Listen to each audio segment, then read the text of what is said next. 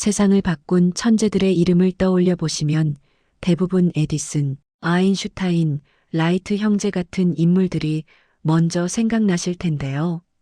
그런데 이들 못지않게, 아니 어쩌면 그 이상으로 현대 문명에 지대한 영향을 끼쳤지만 역사의 그늘에 가려진 한 사람이 있습니다. 평생 단 한 번도 사랑을 경험하지 못한 채 오직 발명에만 몰두했던 외로운 천재, 바로 니콜라 테슬라죠. 지금 이 순간 여러분이 사용하는 스마트폰, 집안의 전기, 무선 리모컨, 심지어 국가 방위 시스템까지 그의 연구 없이는 존재할 수 없었을 겁니다. 오늘은 천재적 재능을 가졌지만 쓸쓸한 최후를 맞이한 니콜라 테슬라의 이야기를 들려드리려 합니다.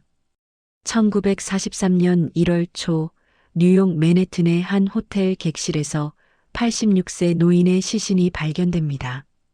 청소 직원이 우연히 발견한 이 노인은 지난 10여 년간 홀로 방 안에서 우유와 크래커만으로 연명해 왔던 사람이었죠. 놀랍게도 이 쓸쓸한 죽음의 주인공이 바로 수백 개의 특허를 보유했던 위대한 발명가 니콜라 테슬라였습니다. 도대체 어떻게 그토록 놀라운 업적을 남긴 인물이 이렇게 비참한 말년을 보내게 된 걸까요? 이야기는 1856년 여름으로 거슬러 올라갑니다. 7월 10일 밤, 지금의 크로아티아 지역인 당시 오스트리아 제국의 작은 마을 스밀잔에서 한 아이가 태어났습니다. 그날 밤은 유난히 천둥번개가 심하게 쳤는데요. 출산을 도왔던 산파가 이 아이는 어둠의 아이가 될 것이라고 말하자 테슬라의 어머니는 단호하게 대답했습니다. 아니요, 이 아이는 빛의 아이가 될 겁니다. 나중에 보면 이 말이 얼마나 정확한 예언이었는지 알게 되실 거예요. 테슬라는 3명의 누나와 1명의 형이 있는 집안에서 자랐습니다. 그런데 5살 되던 해에 끔찍한 사건이 일어나죠. 유일한 형이 말에서 떨어져 목숨을 잃은 겁니다. 이 충격적인 경험은 테슬라의 마음에 평생 지워지지 않는 상처를 남겼고 그의 성격 형성에도 큰 영향을 미쳤습니다. 어린 시절부터 테슬라는 범상치 않은 능력을 보여줬습니다. 고등학교 시절 복잡한 미적분 계산을 암산으로 해내자 선생님들은 그가 속임수를 쓰는 게 아닌가 의심했을 정도였죠. 더욱 놀라운 건 그의 사진 기억 능력이었는데요. 한 번 읽은 책은 세세한 부분까지 완벽하게 기억해냈습니다.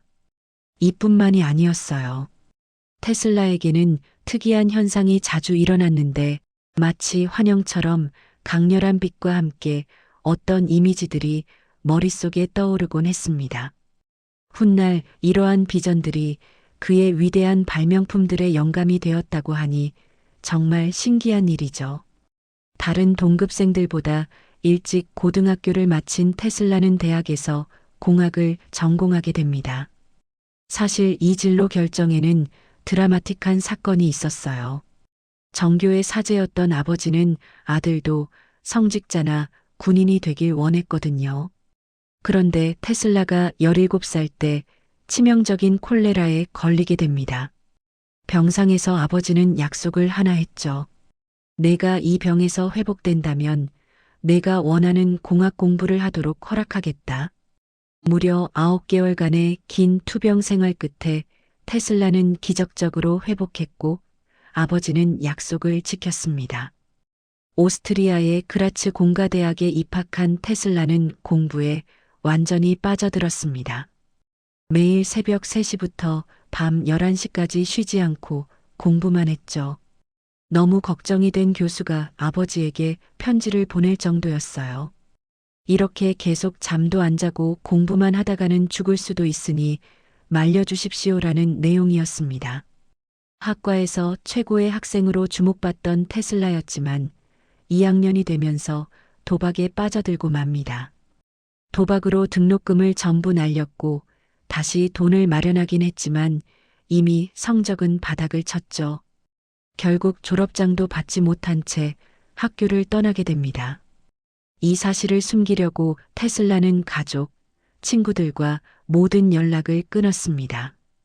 유럽 곳곳을 떠돌다가 부다페스트에 정착해서 전화회사의 전기기술자로 일하게 되죠. 그러던 어느 날 공원을 산책하던 중 인생을 바꿀 경험을 하게 됩니다. 갑자기 머릿속에 번개처럼 강렬한 비전이 떠오른 거예요. 당시로서는 혁신적인 전기 동력 방식인 교류, 발전기의 상세한 설계도가 마치 실제로 보이듯 선명하게 나타났습니다. 1884년 드디어 테슬라는 미국으로 건너갑니다. 뉴욕에 있는 에디슨 머신웍스에서 일하게 되면서 이미 전구 산업화와 직류, 전기 사업으로 큰 돈을 벌고 있던 토머스 에디슨을 만나게 되죠. 처음에는 서로의 재능을 인정하며 좋은 관계를 유지했습니다. 하지만 채 6개월도 지나기 전에 테슬라는 에디슨의 회사를 나와 독립하려는 결심을 하게 됩니다. 에디슨 밑에서 일할 때 있었던 일화가 하나 있어요. 에디슨이 자주 문제를 일으키던 직류 모터와 발전기 개선 작업을 테슬라에게 맡기면서 이런 약속을 했습니다. 이 일을 성공적으로 마치면 5만 달러를 보너스로 주겠네. 지금 가치로 환산하면 약 130억 원 정도 되는 거금이었죠. 테슬라는 약속대로 모터와 발전기를 완벽하게 개선해냈습니다. 그런데 보너스를 요구하자 에디슨이 뭐라고 했는지 아세요? 테슬라, 자네는 미국식 유머를 이해 못하는군. 이 말 한마디로 끝이었습니다. 배신감을 느낀 테슬라는 에디슨 회사를 떠났습니다. 자신의 발명품으로 회사를 시작하려 했지만 투자자들의 관심을 끌지 못했죠. 결국 하루 $2를 받으며 도로 공사장에서 막노동을 해야 했습니다. 천재 발명가가 삽질을 하고 있었던 거예요. 얼마나 힘든 시기였을까요? 전환점은 1887년에 찾아왔습니다. 조지 웨스팅하우스라는 사업가와의 만남이었죠. 웨스팅하우스는 테슬라의 교류 전기 시스템의 가능성을 알아봤습니다. 그의 투자로 테슬라의 인생은 하루아침에 바뀌게 되죠. 그리고 드디어 에디슨과 테슬라의 전류 전쟁이 시작됩니다. 이 전쟁의 승자는 미국 전역에 전기를 공급하는 주도권을 잡게 되는 거였어요. 당시 전기 공급은 엄청난 혁명이었습니다. 인터넷이 세상의 모든 정보를 한 대의 컴퓨터로 볼 수 있게 만든 것처럼 전기가 없던 시대에서 모든 가정과 일터에 전기가 들어온다는 건 완전히 새로운 삶의 방식이 시작되는 거였거든요.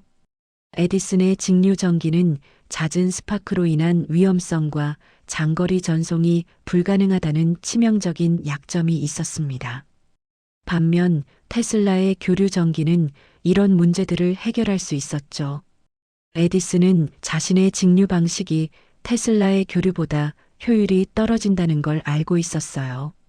그래서 전쟁에서 이기기 위해 정말 비열한 방법을 사용합니다. 교류 전기가 위험하다는 소문을 퍼뜨리기 위해 사람들 앞에서 공개적으로 동물들을 감전사시키는 쇼를 벌인 거예요. 처음에는 동네 고양이와 개들이 사라지기 시작했는데 알고 보니 에디슨이 학생들에게 돈을 주고 동물들을 잡아오게 한 거였습니다. 그 불쌍한 동물들은 전기 감전의 희생양이 되었죠. 심지어 서커스에서 공연하던 코끼리까지 전기로 죽였습니다. 에디슨은 여기서 그치지 않았어요. 그의 영향력과 돈을 이용해서 사형 집행에 사용되는 전기의자를 교류 전류로 바꾸게 만들었습니다. 그리고 이에 대한 부정적인 소문을 퍼뜨렸죠. 교류 전기는 사람을 죽이는 데 쓰이는 위험한 거다라고요. 정말 치사한 방법이었죠? 그러나 이런 지저분한 노력에도 불구하고 긴 전류 전쟁은 결국 테슬라의 승리로 끝났습니다. 1893년 시카고 만국 박람회를 통해 수많은 사람들이 교류 전기의 우수한 효율성과 안전성을 직접 목격했거든요. 테슬라와 웨스팅하우스는 이 성공에 힘입어 나이아가라 폭포에 세계 최초의 교류 수력 발전소를 건설하게 됩니다. 테슬라의 엔지니어로서의 꿈이 활짝 피어나는 듯 했습니다. 그런데 이런 성공을 맛본 지 얼마 안 돼서 웨스팅하우스의 회사가 심각한 재정 위기에 처하게 돼요. 회사를 살리기 위한 노력의 일환으로 웨스팅하우스는 테슬라에게 로열티 지급이 어렵다고 말했습니다. 그러자 테슬라는 주저없이 계약서를 찢어버렸어요. 웨스팅하우스를 위로하며 아무도 나를 믿어주지 않던 힘든 시기에 당신만이 나를 믿어줬습니다.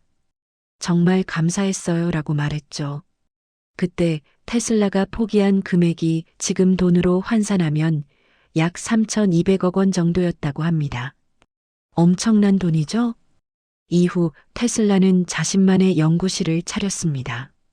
그곳에서 그는 약 300개에 달하는 특허를 내고 수많은 혁신적인 발명품을 만들어냈어요.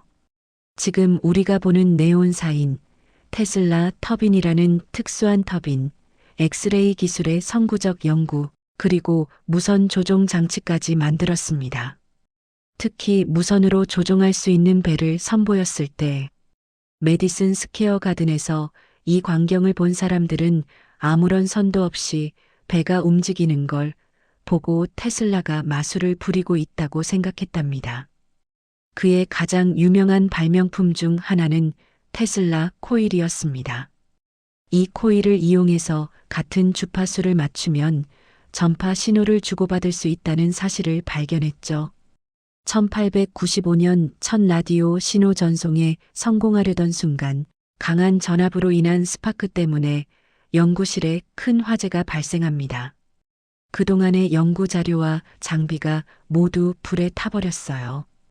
이 화재는 테슬라의 삶을 내리막길로 이끄는 결정적인 사건이었습니다. 2년 후 테슬라는 겨우 라디오 발명에 대한 특허를 받았습니다. 그런데 1904년 또다시 큰 좌절을 겪게 되죠. 당시 마르코니라는 이탈리아 사업가도 비슷한 라디오 발명으로 특허를 신청했는데 처음에는 테슬라의 특허와 너무 비슷해서 거절당했어요. 그런데 얼마 지나지 않아 미국 특허청이 갑자기 결정을 번복하고 마르코니에게 라디오 발명 특허를 내어준 겁니다. 왜 그랬을까요? 이 결정 뒤에는 마르코니를 향한 토머스 에디슨의 막강한 재정적 지원이 있었습니다. 에디슨의 후원을 받은 마르코니는 결국 물리학 노벨상까지 수상하게 되죠. 자신이 먼저 만든 발명품의 공로를 가로챈 마르코니를 상대로 테슬라는 소송을 걸었습니다. 오랜 시간이 흐른 뒤 법정은 결국 테슬라의 손을 들어줬어요. 그렇지만 그때는 이미 테슬라가 세상을 떠난 후였습니다. 너무 늦었던 거죠. 당시만 해도 무선으로 전화 통화를 하거나 신호를 주고받는 일은 상상도 못할 일이었습니다. 바로 이것을 가능하게 만드는 것이 테슬라의 마지막 꿈이었어요. 이 꿈을 실현시키기 위해 뉴욕 롱아일랜드의 거대한 무선 송신 장치인 워든클리프 타워를 세웠습니다. 그런데 투자자들이 신뢰를 잃으면서 투자가 끊기게 됩니다. 심각한 재정난에 빠진 테슬라의 꿈의 프로젝트는 그렇게 중단되고 말았죠. 지금은 스마트폰으로 지구 반대편에 있는 사람과도 통화하는 게 너무나 당연한 일이 되었잖아요.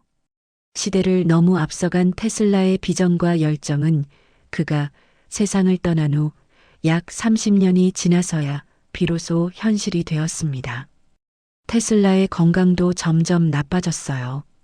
그의 나이 61살 때 뉴욕의 한 호텔 앞 거리에서 택시와 충돌하는 사고를 당했습니다. 갈비뼈가 여러 개 부러졌는데도 병원 치료를 완강히 거부했죠. 이 부상은 그가 숨을 거둘 때까지 완전히 회복되지 않았다고 합니다. 재정적 파산과 함께 시간이 흐르면서 정신 건강까지 악화되었어요. 웨스팅하우스가 매달 호텔비를 대신 내어주긴 했지만 테슬라는 우유와 크래커만으로 하루하루를 버텼습니다. 많은 빚을 진 채 홀로 호텔방에서 86년의 삶을 그렇게 마감한 거예요. 말년에 테슬라의 유일한 낙은 공원에 나가서 비둘기에게 먹이를 주는 일이었습니다. 아픈 비둘기가 있으면 건강을 회복할 때까지 정성껏 돌봤고 자신의 치료비도 아까워하면서 비둘기들에게는 아낌없이 돈을 썼다고 해요. 테슬라는 이런 말을 남겼습니다. 나는 내가 사랑할 수 있었던 한 마리의 하얀 비둘기를 위해 살아왔습니다. 그 비둘기가 나를 사랑했던 것처럼 말이죠. 진정한 사랑이 무엇인지 세상 사람들이 이해할 수 있다면 좋겠습니다. 현대 문명의 기반을 닦은 천재 발명가가 왜 이렇게 외롭고 쓸쓸한 말년을 보내야 했을까요? 돈과 명예보다 순수한 발명과 인류의 발전만을 꿈꾸었던 그의 삶이 너무나 안타깝습니다. 지금 우리가 누리는 편리한 전기 문명, 무선 통신 기술의 뒤에는 이렇게 헌신적이었지만 제대로 인정받지 못한 한 천재의 눈물겨운 이야기가 숨어 있었던 거죠. 오늘날 일론 머스크의 전기자동차 회사 이름이 테슬라인 이유도 바로 이 위대한 발명가를 기리기 위해서입니다. 비록 생전에는 에디슨의 그늘에 가려 제대로 된 명예를 얻지 못했지만 이제는 많은 사람들이 니콜라 테슬라의 진정한 가치를 알아보고 있습니다. 그가 남긴 발명품들은 지금도 우리 삶 곳곳에서 빛을 발하고 있으니까요. 어머니의 예언대로 테슬라는 정말 빛의 아이가 되었습니다. 천둥번개 치던 밤에 태어나 세상을 밝히는 전기혁명을 일으켰고 비록 외롭게 생을 마감했지만 그의 업적은 영원히 인류의 역사에 빛나고 있습니다. 순수한 열정과 헌신으로 살았던 한 천재의 삶, 여러분은 어떻게 기억하시겠습니까?